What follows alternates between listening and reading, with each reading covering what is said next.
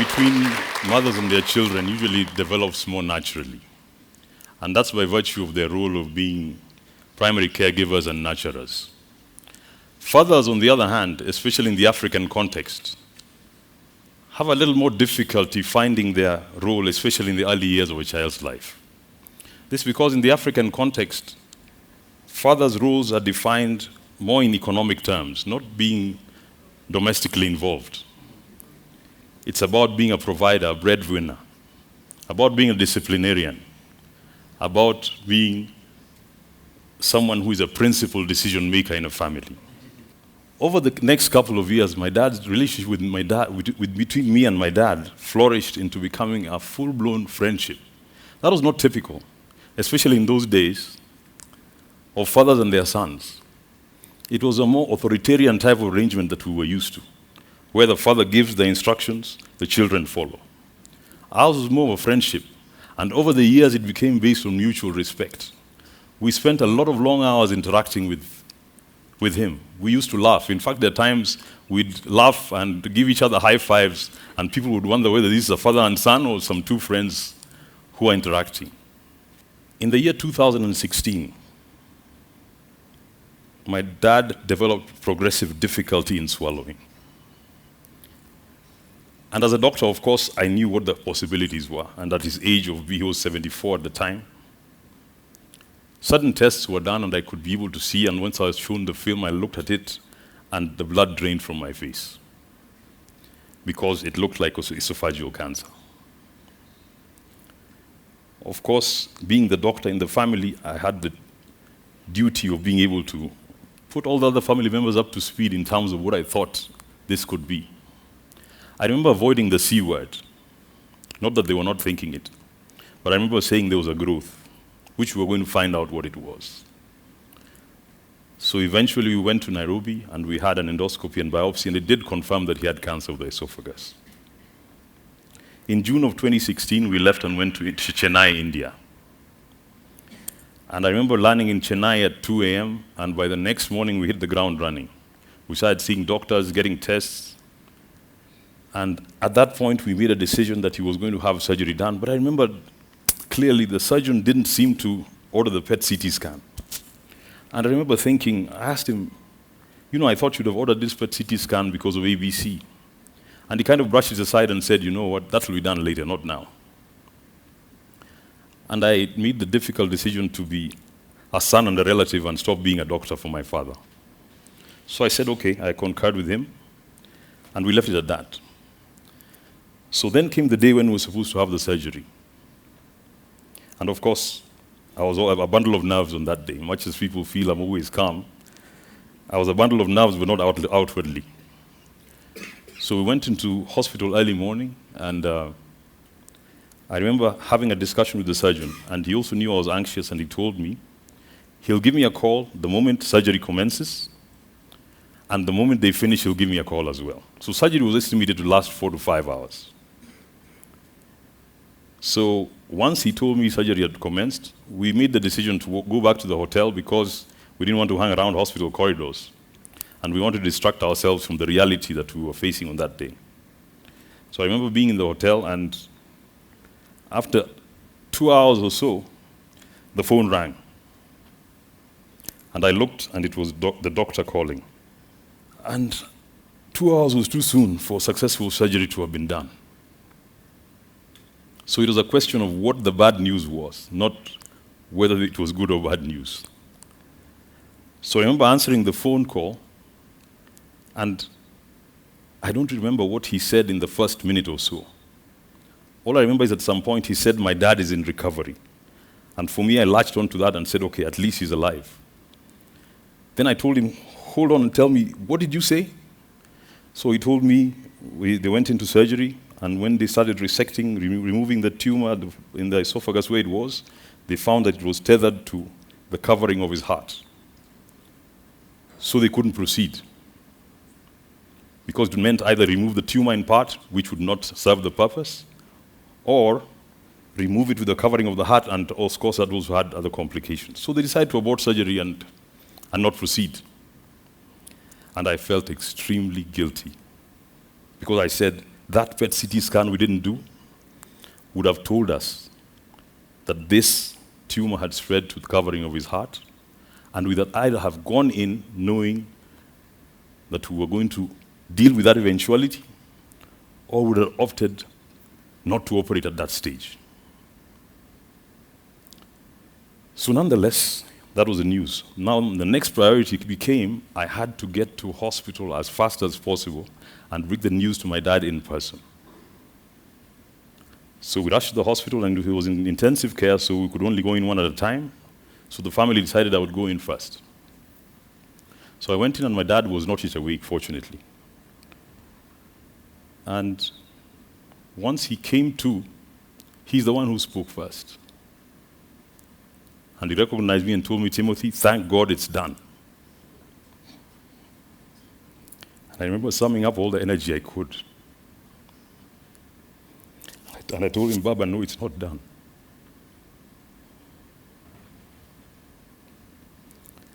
And I remember trying to reassure him that we'll still do it some other time. But I think my demeanor gave it away because he could tell I was disappointed. After that, we left hospital. And the doctors tried to convince him to have chemotherapy and radiotherapy outside hospital, in India. When my dad declined, he said flatly, "I want to go home." And at that point, I remembered I had a similar experience many years ago with my grandmother. She also had cancer of the esophagus. And she had gotten to the point where she could not be able to swallow as well.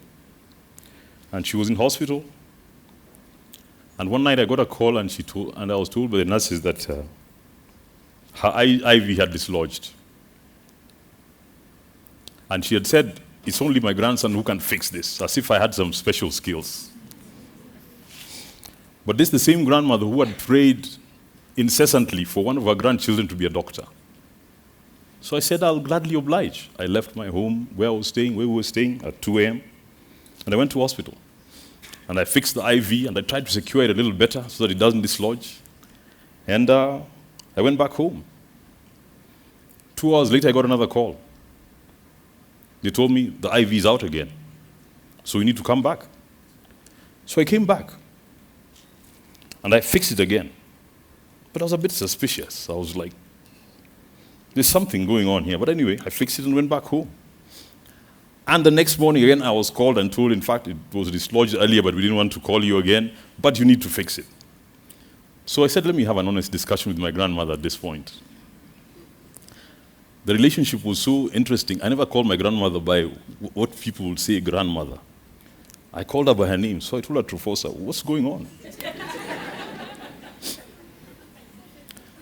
And she used to be very dramatic at times. She told me, "I don't trust these nurses.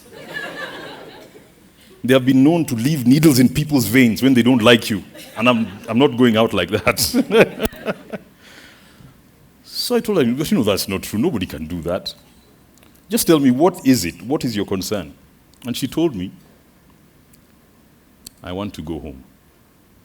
And as my grandson, the greatest thing you could do for me on this earth at this time is to take me to go and die in my home." She told me, "You know what you guys are doing here? I've lived over 80 years. I've got children. I've got grandchildren, including yourself. I've even outlived some of my children and grandchildren. What you people are trying to do here is to prolong death, not to extend life. And we always talk about patient autonomy and their right to self-determination in medicine. But that's easy to say from an academic perspective and for somebody else's relative. When it is this close home, it's not easy to respect it because you feel like you want to bulldoze and say, no, you're not going home. But in the end, her wish prevailed, and we took her home. And she died peacefully a week later, surrounded by family and friends. So that's what I remember when my dad insisted and said, I want to go home. We also complied with that wish. And I said, in any case, she can have the chemotherapy and radiotherapy in Kenya. In exercise of some Solomonic wisdom of some kind, I said, you know what, let's take him into hospital for 1 week. Give him food food via IV. That gives the esophagus time to heal. And then after that, we can go home and continue with this recuperation. For this to be done, he needed a minor procedure to be done. So we went into the hospital, and in the minor theater, we waited outside as the doctors started the procedure. It was meant to take 20 minutes. And as we got to the 15-minute mark, 20 minutes, I just got a sense, it's taking a little longer, and I peeped. And the body language of the medical personnel in there didn't convey the message that everything was going right. But I waited nonetheless. And after a few minutes, the doctor who was performing the procedure came out, removing her gloves in a very dramatic manner, and told me, I've tried 3 times and failed, but now your dad is in good hands, and motioned towards another doctor who was walking towards the room. I didn't even know what to tell her. I was like, good hands? So what were yours? Unsafe ones? And if they're unsafe, why were you even attempting the procedure in the first place? But I didn't even have an opportunity to talk to her because she left. And the next doctor came in and performed the procedure, and I said, okay, all's well that ends well. And he was taken to the ward that night. At 2 a.m., I got a phone call from my mom. I'd become used to looking at my phone like this and seeing who it is. And I was told my dad is restless, he's having difficulty breathing, and he's in a lot of pain. And I asked my mom, are the medical teams in hospital? They're taking care of him. They said, yes, they're here, but he's, when you can sense panic on the other end.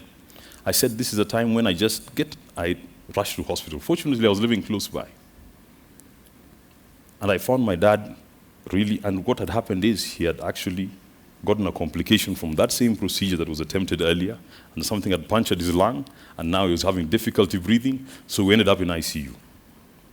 One of the things that I felt extremely bad about is nobody apologized. Just apologizing and saying we are sorry. Nobody did that.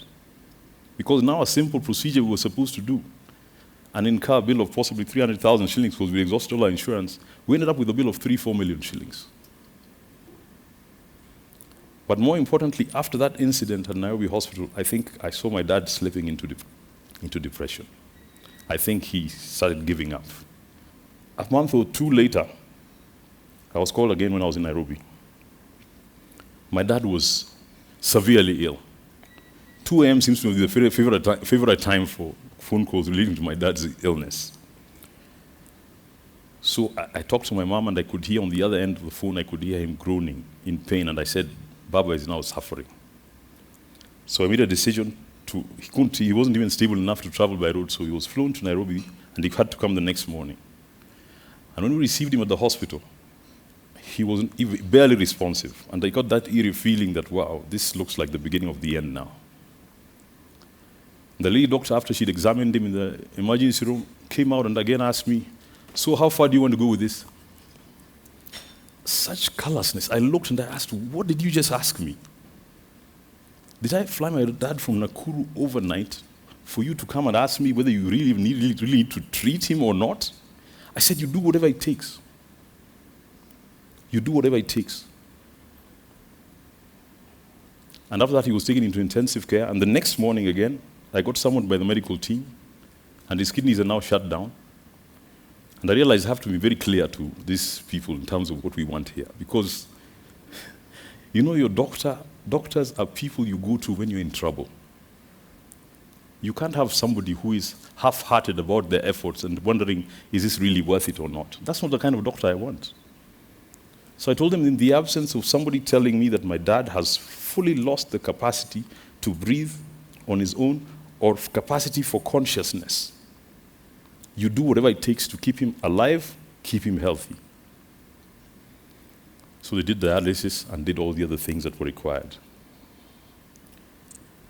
Then same night, at the usual 2 a.m., I got another call from the intensive care nurse.